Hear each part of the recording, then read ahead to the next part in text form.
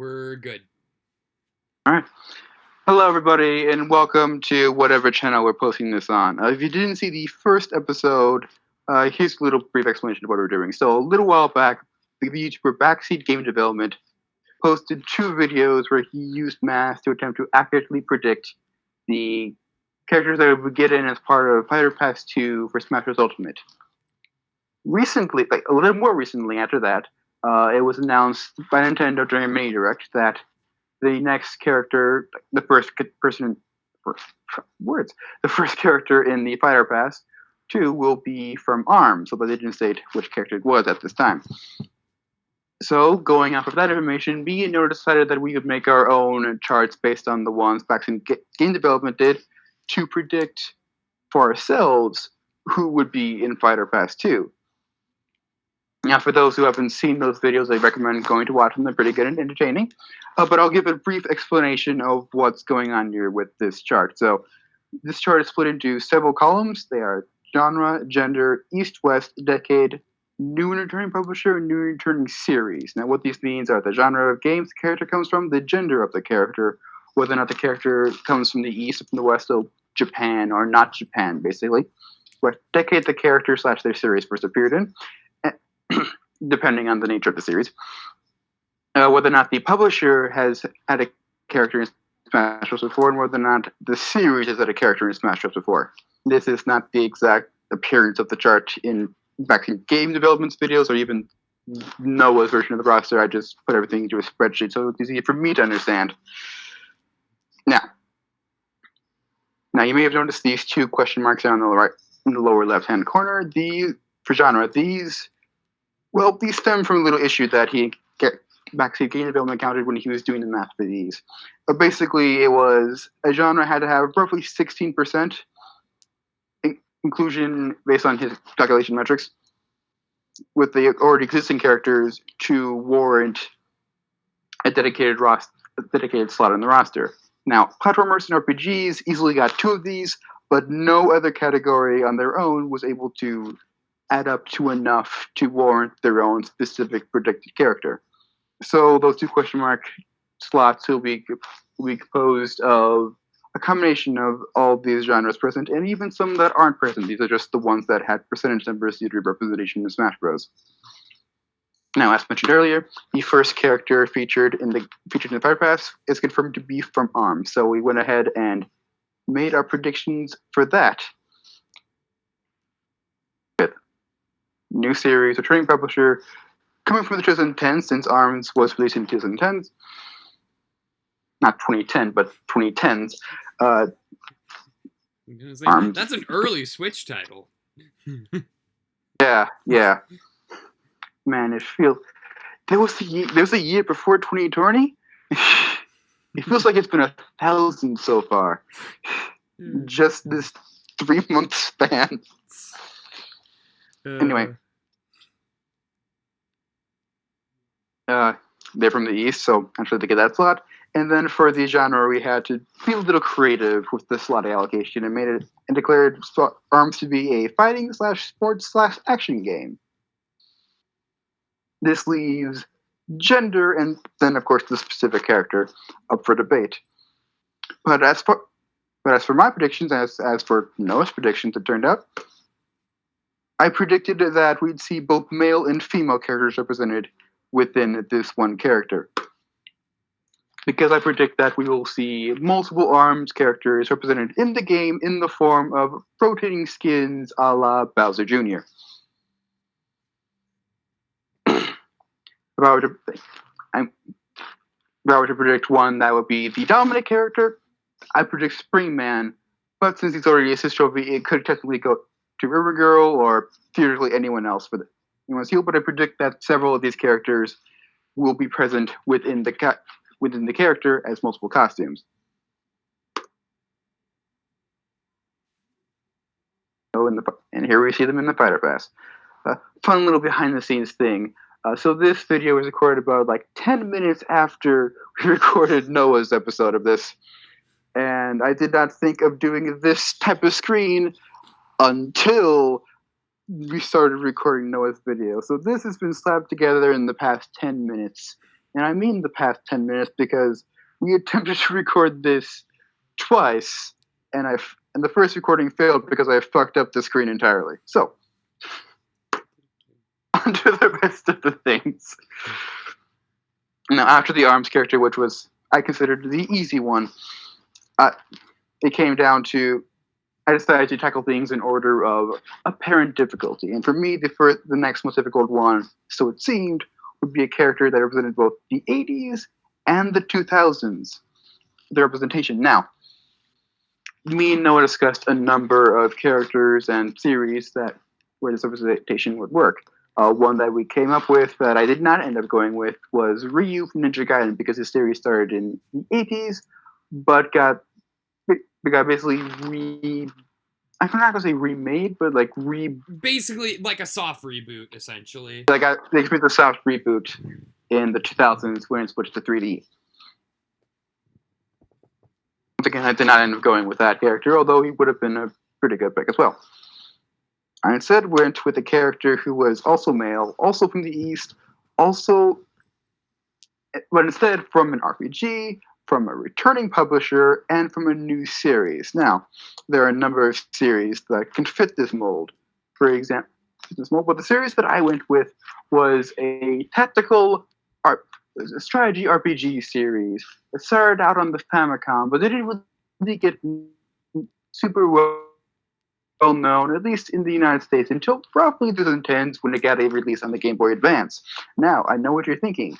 No, it is not Fire Emblem, partly because the character that this would represent is already in Smash Bros. Is Roy, but also because I decided to go with the other Nintendo grid-based strategy RPG series with the official description, Advance Wars. So my pick for the next character in the Fighter Pass is Andy, one of the main commanding officers from the Advance Wars series, which started out as the Famicom Wars series, out on the Famicom.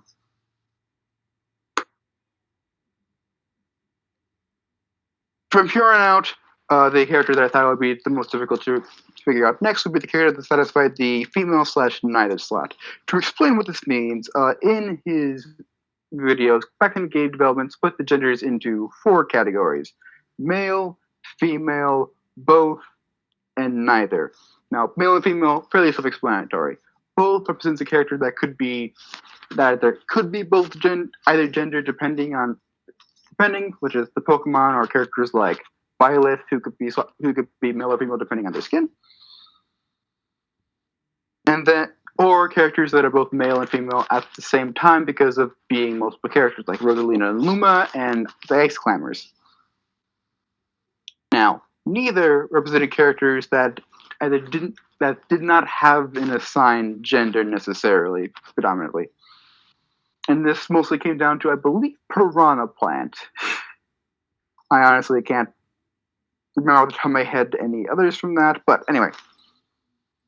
How the math turned out is, once like genres, female and neither weren't able to didn't have enough representation to make a slot on their own, but combined they could. So this slot essentially represents a female presenting character who nonetheless is ambiguously gendered. For that, I went with a character that fits these conditions. They are from a platformer, from a new series, a returning publisher. They first appeared in the 90s, and they're from Japan. Now, you may be wondering, what character could possibly fit this categorization? And with a little bit of fudging definitions, I went with Knights from the Knights in the Dream series. Knights is... Now, you may have a few questions regarding this. First, as a gender, Knights is officially... I forgot the word. God damn it, I forgot the word. Non-binary?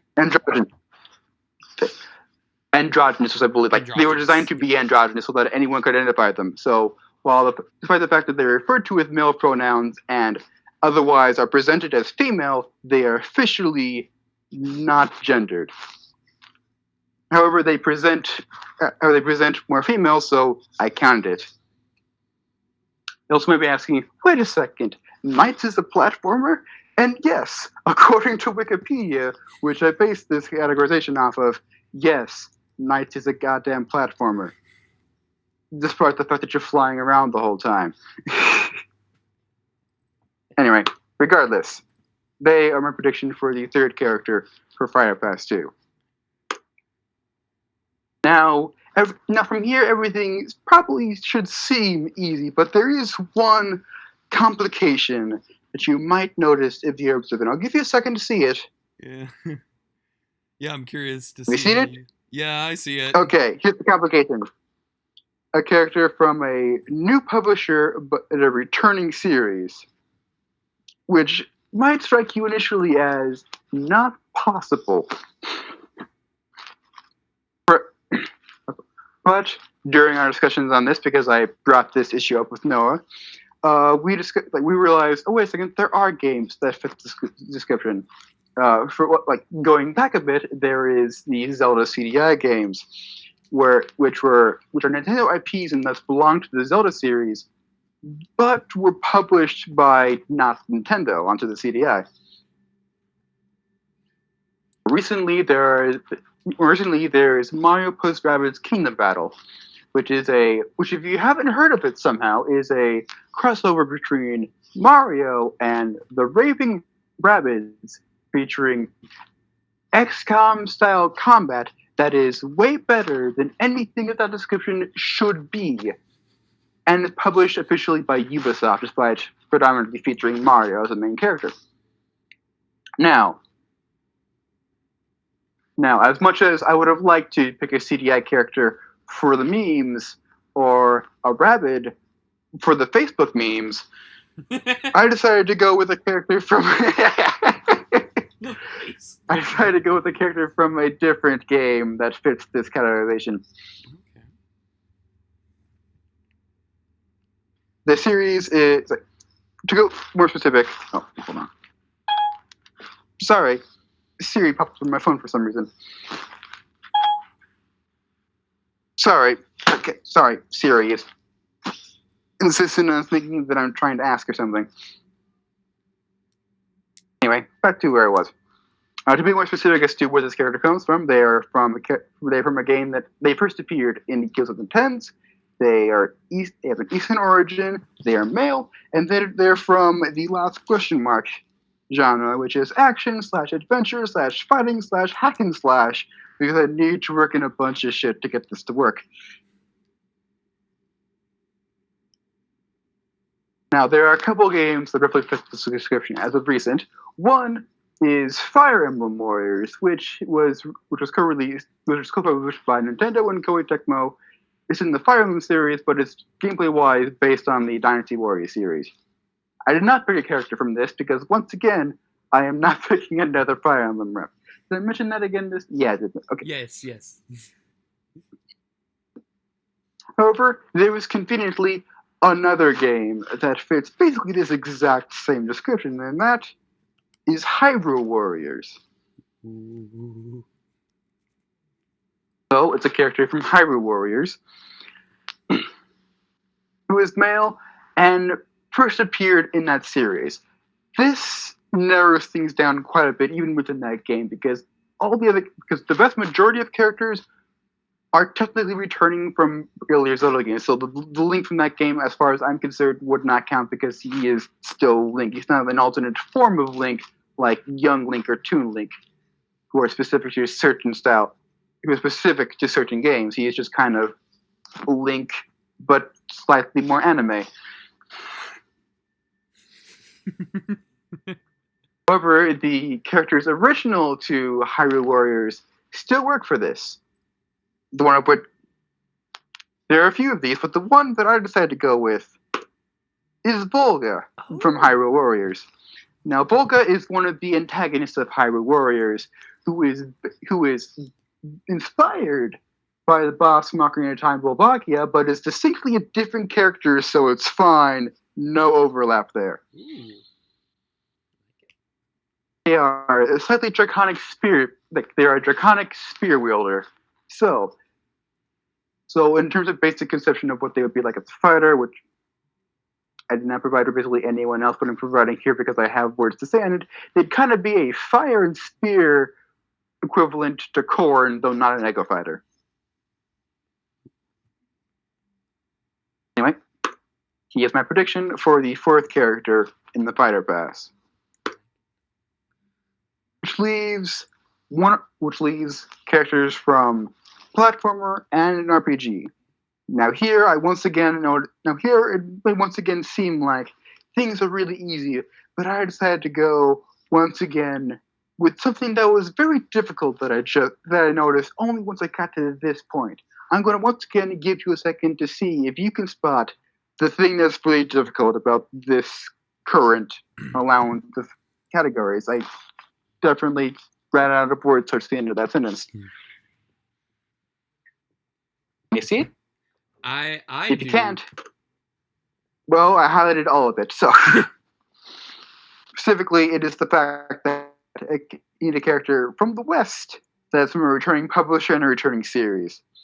This was challenging to come up with, but as you can see, I was able to come up with something that fit in pretty well with that. A character from a platformer that who first appeared in a character from a platforming series that started in the 90s, returning publisher and returning series, but also represents both male and female, but with a male lean. So that essentially means that the character will be predominantly thought of through the male. And for that, I got a little creative, but I was able to come up with something, and that which I cannot see right now because my Discord is buffering. Okay, then I will attempt to stall while Discord stops buffering for the recording. Hang on. Come on, Discord, come on. Come on. Come on, Discord. Are we your prey alone? Or are we just a stepping stone for taking back the throne? Discord, we don't take it anymore, so take your tyranny away. Come on, Discord! Damn it, and this take has been going so well, too. Fucking hell! Come on, Discord. Come on, Discord! Fucking hell.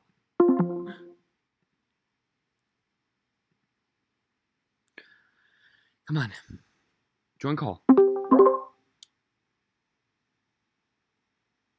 Why am I muted? Why am I... Wait, what? No, I'm not muted. But, what? God damn it. And the take was going so well so far. Fuck. Come on. Try turning off your screen share and turning it back on. That might help. Okay, hold on. Oh, it's back! It's back! Alright. Fortunately, I did not reveal who the next character was. Yes. Okay. Now this, getting back to where we were, this character is similar to one that Noah predicted, but is a bit different in one crucial way. I predict that not only Cranky Kong, but Wrinkly Kong as well, will join together as one character for the 5th character in the Fighter Pass.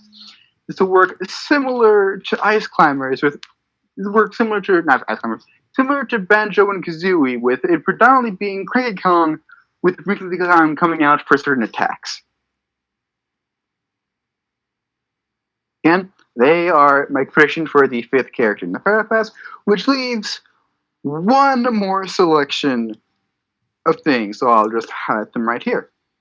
I need a character from an RPG that is male, originates from the East, first appeared in the 80s from a returning publisher and a returning series. Now, this basically immediately narrows it down to Final Fantasy and Dragon Quest. Yeah. A fact that me and Noah had some major difficulties with, especially since I first fucked up with a typo and had this as 90s, and so picked a character that would not have worked at all. Yeah. Once again, some of this stuff was pretty slapdash at the thrown together like at the last second. Anyway, eventually we were able to come up with a character that would work for this. A character that would be very unique and not at all expected, taking the world by utter surprise for the last fighter in this DLC pack and for the Essential Sprint in general, since they stated they have no further plans for DLC after the Fire Pass 2. This character, the PowerPoint will move. There we go. Is the Black Mage from Final Fantasy. Not VP from Final Fantasy 9, just the Black Mage. You may be wondering, wait a second, the Black Mage is technically just a class, not a character. To that I say, Mario Sports Mix, motherfucker. yeah, where they are a character on their own and definitely male. And hoops So, 3-on-3.